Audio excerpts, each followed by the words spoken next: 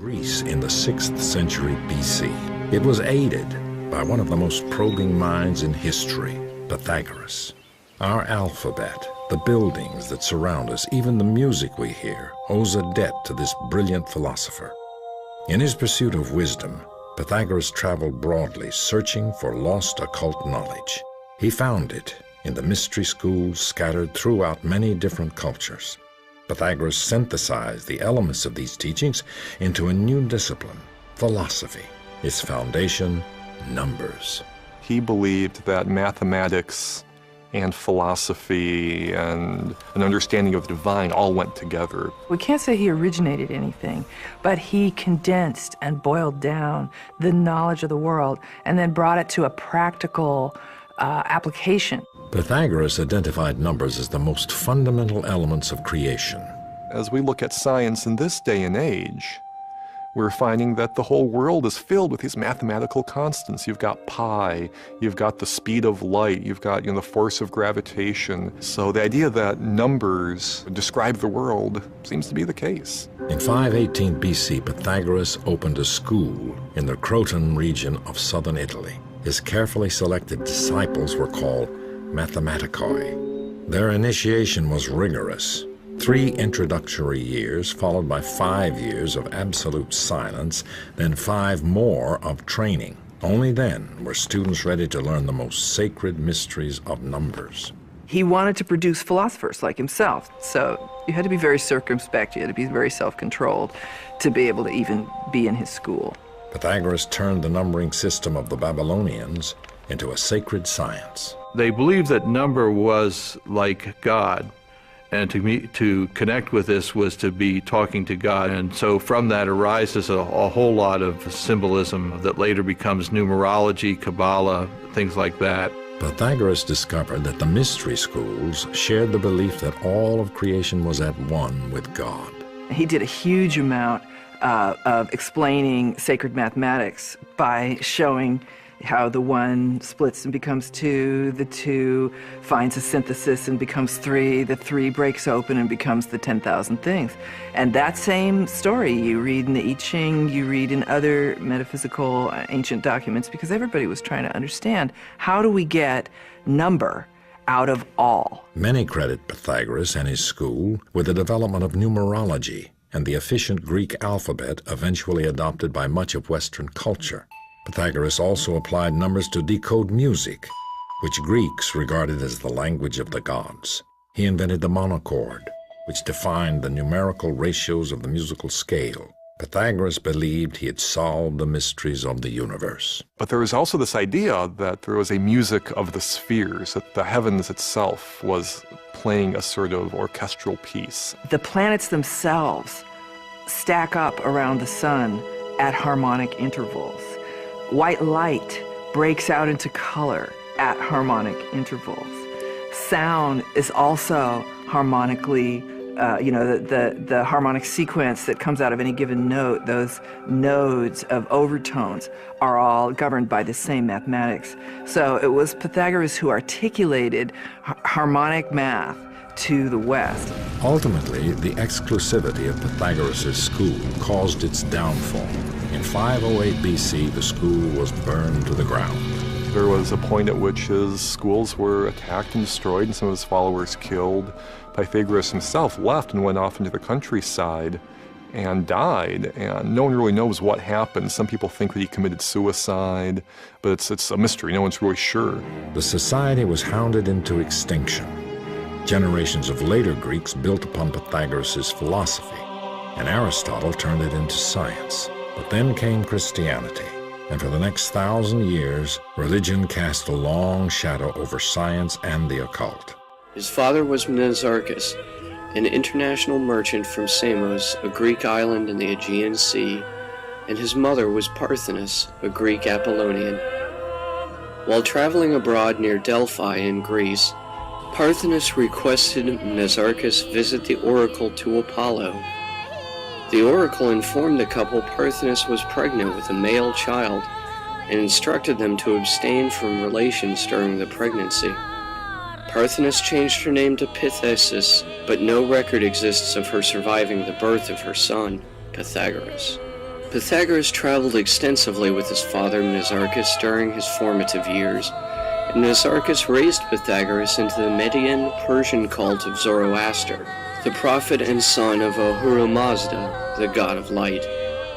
It is widely believed that Pythagoras was also initiated into the other religious cults of his day in all the lands he and his father traveled. These included, according to some, the Eleusinian mysteries of the Attica Peninsula, the Egyptian mysteries at Thebes, the Babylonian mysteries in Chaldea, and the cult of Adonis in Syria.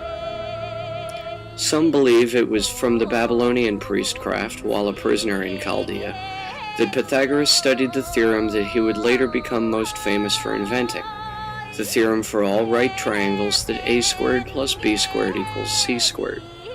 Although the cause and date of his father's death remain unknown, it is recorded that Pythagoras himself traveled as far east as modern Afghanistan, where the Brahmins of Elephanta and Ellora in Hindustan called him Yavanshara, the Ionian teacher.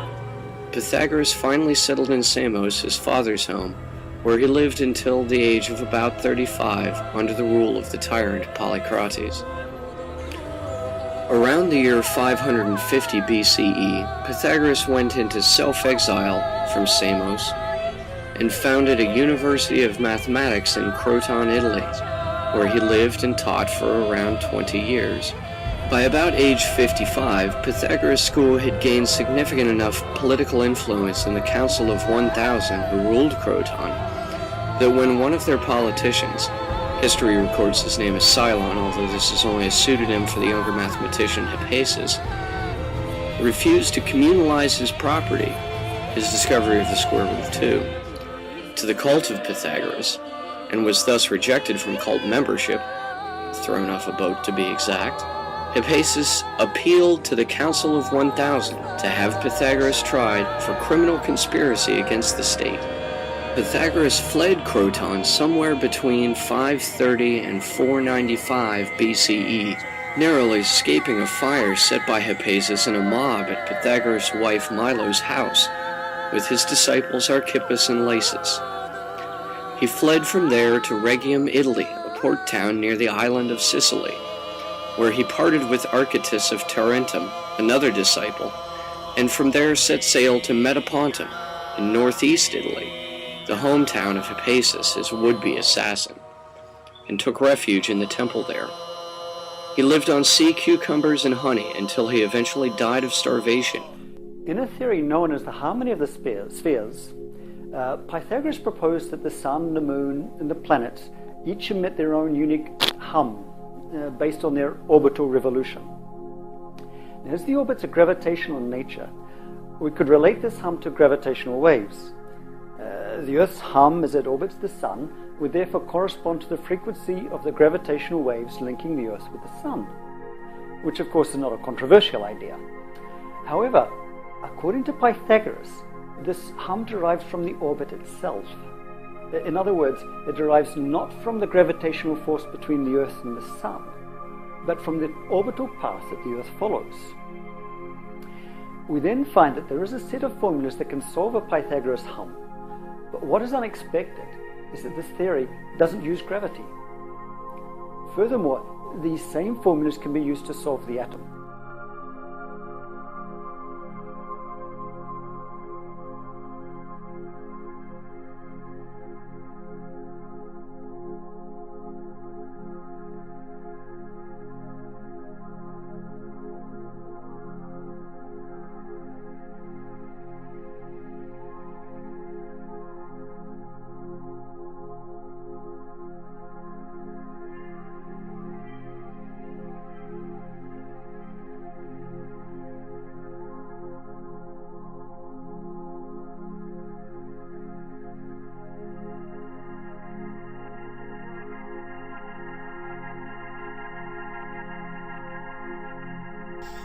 So the concept here is that those grey lines are actual physical gravitational waves. They physically exist. It is these grey lines which are orbiting or rotating around the sun, and they pull or drag the planets along with them. The planets are not moving. There's no gravitational force forcing the planets around. They are being pulled by these grey lines. Now, if we pull the apple in each direction, nothing of course happens. The apple won't move.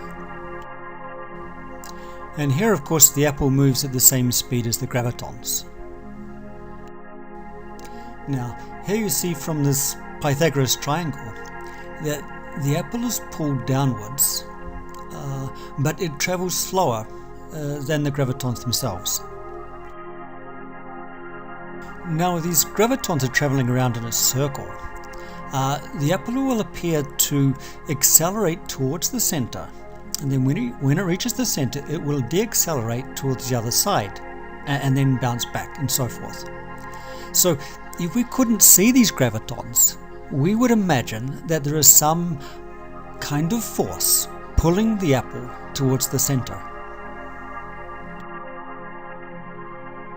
And we find that when the arrows are pointing in random directions, they are unaligned, we have a state of gravitational potential energy. And when the arrows are all pointing in the same direction, they are aligned, we have a state of gravitational kinetic energy, maximum velocity. If we could put an apple on top of the North Pole and dig a hole through the center of the Earth to the South Pole, the apple would seem to fall right through this hole. It would have potential energy at the North Pole because all the gravitons are unaligned, and kinetic energy, maximum velocity, at the equator because all the gravitons are now aligned.